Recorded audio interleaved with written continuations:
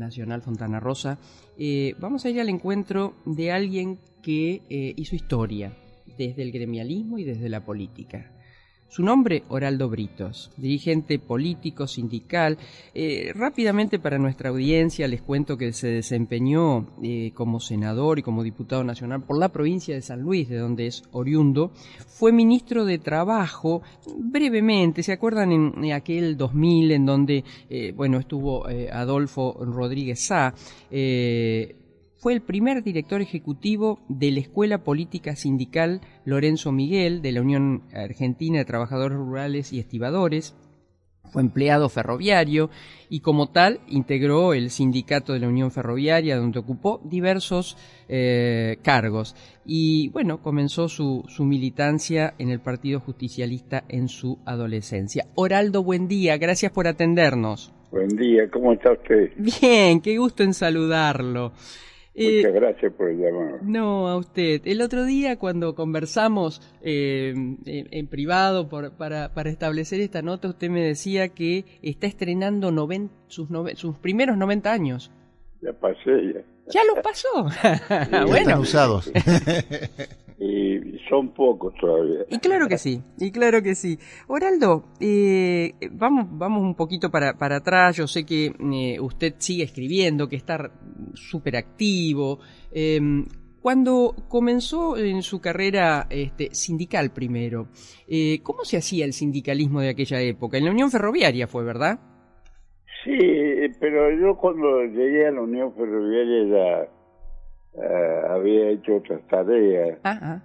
Nosotros mi papá había sido trasladado a un lugar que se llama Palmira, en Mendoza, había talleres ferroviarios. Uh-huh. Llegué ahí con 5 años. Era un pueblo muy humilde, vivíamos en una casa que era toda de barro, techo de caña, piso de tierra, y tomamos el agua de la sequía, no había agua potable. Pero una familia grande, éramos seis hermanos, así que aparte de ir a la primaria a la mañana, a la tarde trabajábamos en la viña con mi hermano mayor, que ahora es abogado. Pero ahí en el pueblo no había secundario, nada. Mis 2 hermanos mayores se fueron a la Marina y ahí fueron a estudiar.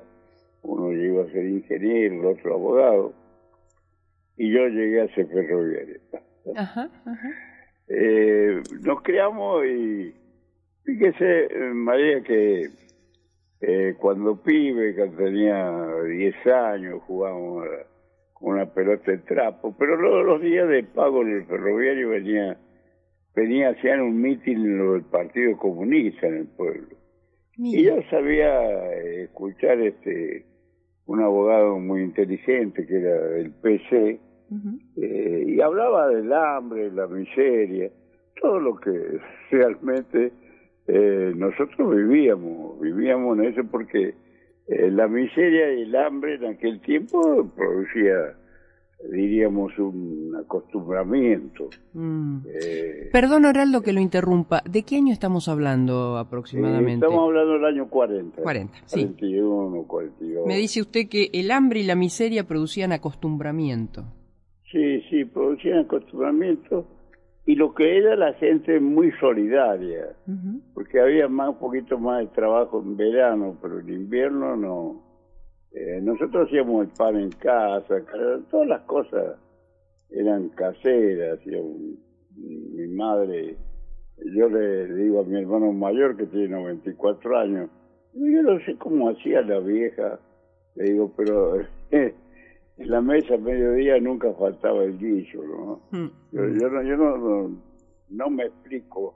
Además nos hacía toda la ropa nosotros, el pantalón. Hay un viejo verso que dice pantalón cortito con un solo tirador. Ah, bueno, sí, una canción. Pantalón, Leonardo Fabio. Sí, Leonardo Fabio, creo, ¿no? Chiquillada, claro, gracias, Germán. Ese tipo de pantalón se lo hacía mi hermano mayor, al segundo y a mí. Uh-huh. Y la camisita, porque le compramos todo a un turco que nos fiaba, un buen hombre, don Manuel Reja se llama. Y yo escuchándolo a este hombre del Partido Comunista, no sé, me entró la idea que había que pelear para salir de todo eso. Y empecé a meterme en la cosa hasta que justamente ya en el 43, 44 llega Perón y conocemos los juguetes. Porque papá siempre nos decía, día previo al 6 de enero, que había guerra en Europa, entonces que los reyes no podían pasar. Así claro, que les quedaba lejos. Ya teníamos una versión perfecta. Y cuando llega el peronismo, cambió la cosa, porque yo les recuerdo que el 11 de octubre de 1945, cuando a Perón lo obligan a renunciar, él hace el decreto 33-302 el 11 de octubre del 45. Y el decreto decía salario mínimo vital y móvil, o sea, para la familia. Sueldo anual complementario, o sea, empieza a cambiar la cosa. Un 20% de aumento a todos los trabajadores y participación en la ganancia. Eso es lo que dice el decreto de ley. Y ahí cambió mi viejo. Mi padre ya traía un poquito más de dinero a casa, más las changuitas que hacíamos nosotros. Los pibes ayudaban, íbamos a buscar la leña al campo, pasábamos en casa los sábados. Y era costumbre de mi madre y toda la mamá cuando de los ferroviarios, porque los ferroviarios parecía que tenían más plata, ¿no? Mucha gente creía que lo que cobraban los ferroviarios todos los meses, y había algunos que no cobraban. Entonces con ese dinero mi madre compraba a don Manuel una bolsa de harina. Y cuando amasaba mi madre, andaba a llevarle a don Luis, que esta semana tuvo ninguna changa, le mandaba un pan. Pero esto lo hacían muchas de las mujeres de la familia. Por eso les digo, había una solidaridad, lo mismo cuando hacía el guiso mi vieja. Claro. Una ollita con locro, con guiso para don Villegas, que tampoco tuvo changa y tenía muchos pibes. El cambio para nosotros fue trascendental, la llegada de Perón. Cambió la vida, cambió la posibilidad, conocimos el papel higiénico, conocimos un inodoro, conocimos una casa, salieron los créditos, y me acuerdo de un vecino, se llamaba Juan Riva, era maquinista, y le habían dado el primer crédito al banco hipotecario, y los chicos nos llevaron para conocer el inodoro, ¿no? Ninguno sabía que existía el inodoro. Claro, el excusado se usaba antes. Claro, desde ahí, aparte de eso, el resto de las reivindicaciones, poder discutir un convenio, el sindicato ya era más fuerte. Así que yo me metí, cuando terminé el sexto grado, me metí en la fábrica bordelesa, trabajé ahí, y ahí salió la resolución de Perón que los menores teníamos que trabajar 6 horas. Y el muchacho que era delegado me eligió a mí para que le colaborara con el tema de los menores. Así que ese fue mi primer trabajo a los 14 años, delegado a los menores, el sindicato de la madera. Oraldo, usted como senador, un per saltum, ¿no? Usted como senador fue autor de leyes importantes del trabajo. Yo traté, le voy a decir la verdad, yo no había secundario, yo no pude hacer secundario, lo intenté 2 o 3 veces. Y lo que me faltó en la vida es que por ahí le digo a mi mujer, no sé, me da vergüenza meterme a esta edad para hacerlo, porque... Pero ¿y por qué no? ¿Pero por qué no? Sería maravilloso. Gracias a Dios siempre tuve elegí compañero de talento. ¿Y sabe, María, sí, de dónde lo tomé? El 15 de marzo de 1944, Perón dio en la Universidad de La Plata la charla de Defensa Nacional.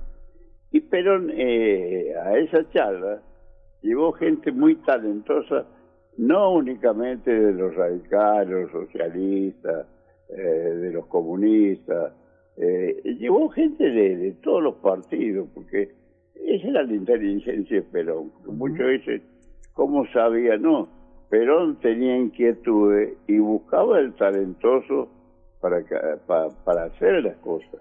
¿Qué es lo que le falta a muchos políticos ahora? Se creen que ellos la saben todas. Y uno requiere la colaboración de otro ser humano que es más inteligente que uno en determinadas materias. Bueno, eso hice yo en mi vida y tengo 44 leyes.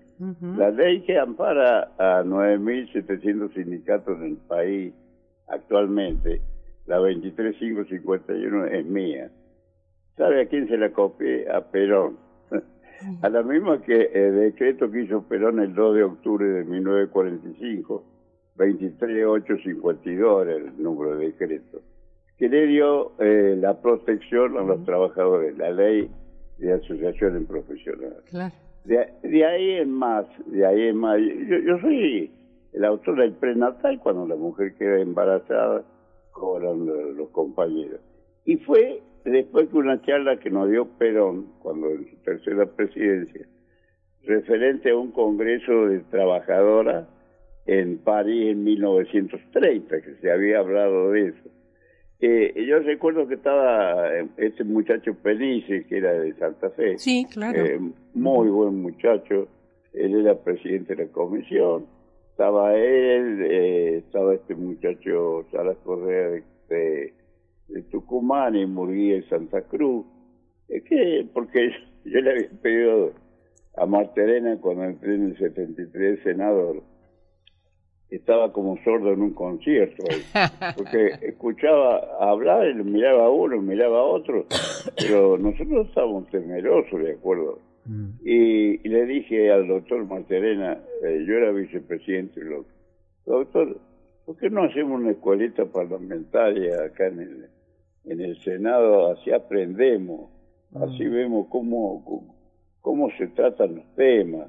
Porque la inquietud la tenemos, pero no sabemos qué camino tomar. Y eran senadores 9 ex gobernadores del 55, estaba Maya, que Entre Ríos, estaba Emilio Beneguera de Río Negro, estaba Américo García de San Juan, estaba don Vicente Sadi, que era de Catamarca, estaba Marterena, que era de Jujuy, en fin. Y esa gente hicimos toda la semana, hacíamos una reunión y venía, nosotros le decíamos los viejos porque éramos más jóvenes, pero éramos muy amigos y compañeros, y ellos nos explicaban las cosas. Y ahí aprendí mucho y después mi vida la manejé así. Porque yo sé de mis limitaciones y sé a quiénes tengo que recurrir para lograr ciertas cosas. Y era extraño porque yo fui vicepresidente del Senado, fui vicepresidente de la Cámara de Diputados. Una vez me decía Alfonsín, porque me invitó a cenar, no había muchos amigos, y me invitó a cenar y me dice, usted el otro día declaró que yo jugaba como Gatti. Le digo, mire, presidente, a usted le gusta el fútbol, a mí también. Los arqueros generalmente estaban hasta el área chica, y Gatti abandonaba el área y salía. Y bueno, y usted tiene que abandonar el área porque el ministro que tiene trabajo no sirve. Es el que habíamos discutido la ley de asociaciones profesionales. Y entonces usted tiene que hacer el papel de Gatti, tienen que abandonar, digo, el arco para ir a buscar la pelota. esas cosas, ¿no? También fui amigo de mis adversarios políticos, de los nuestros.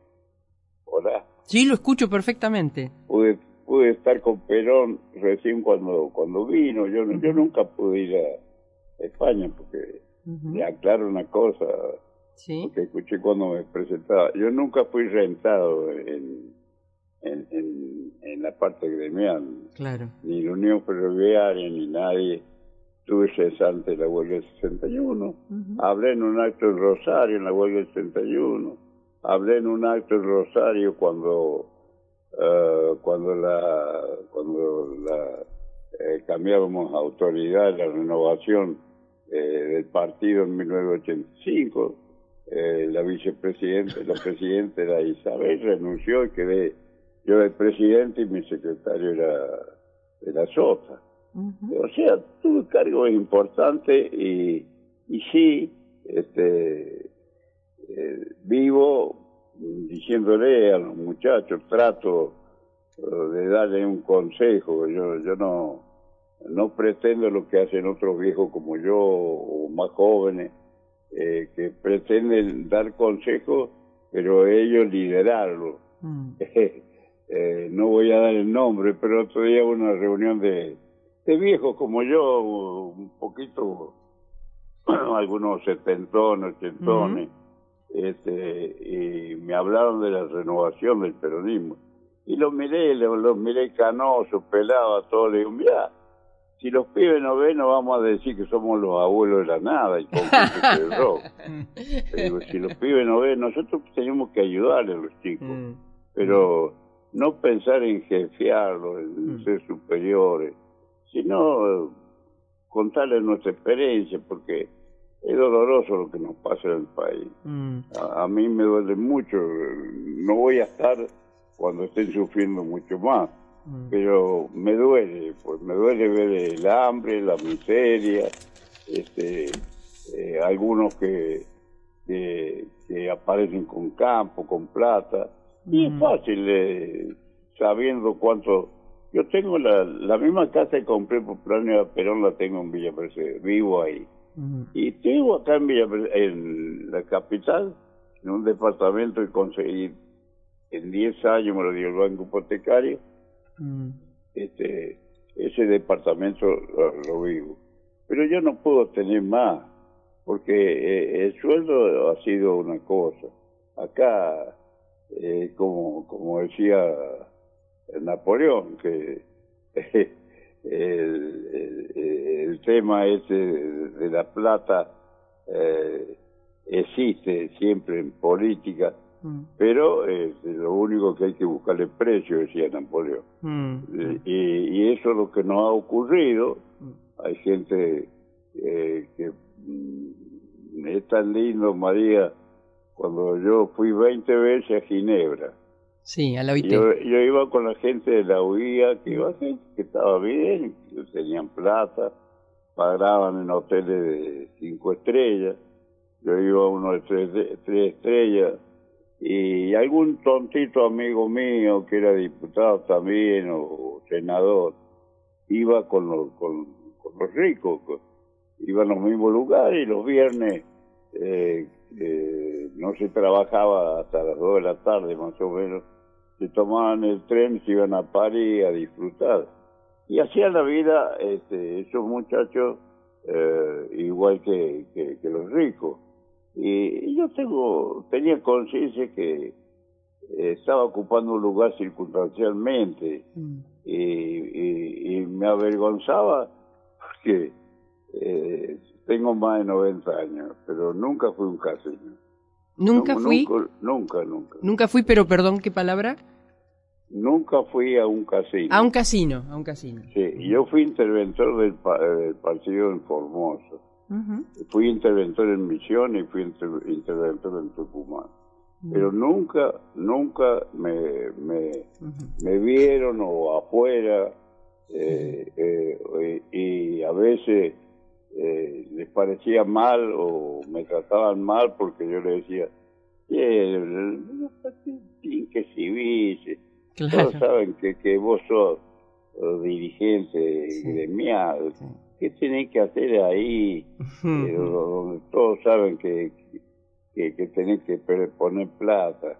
Y bueno, sin embargo... Oraldo, ¿cómo se llama? No, por favor, voy terminando la entrevista, pero sé también de que lleva como 60 y pico de años junto con su señora. ¿Cómo se llama su señora?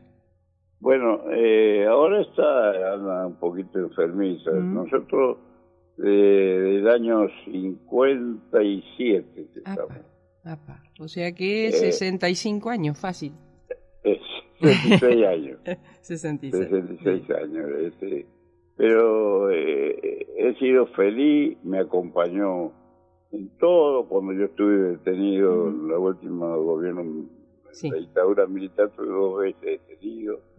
Estuve detenido cuando la huelga ferroviaria del 61.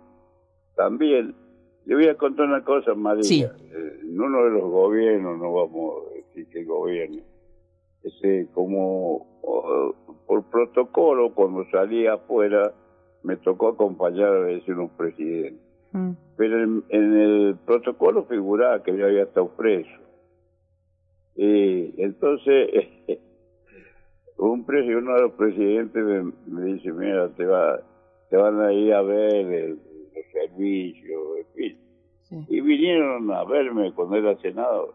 Bueno, a proponerme que iban a borrar todo mi pasado. me iban a limpiar las hojas. Claro. Y le digo yo, che, pero ¿hay figuras por chorro o por qué? No, dice usted, estuve detenido en un acto porque se peleó con el gobernador. No, déjalo, que es un diploma. Y vos claro. ¿No? Oraldo, gracias, gracias, un beso enorme. Gracias. Dios quiera que tenga, perdone un minuto, ¿sí? El 1 de mayo es muy importante. Antes no se pagaba, pero en el 15 de marzo de 1944 lo dio feriado nacional y de ahí en adelante se empezó a pagar. Un abrazo enorme, gracias. Un abrazo, gracias. Oraldo Britos con sus jóvenes, brillantes, lúcidos 90 años.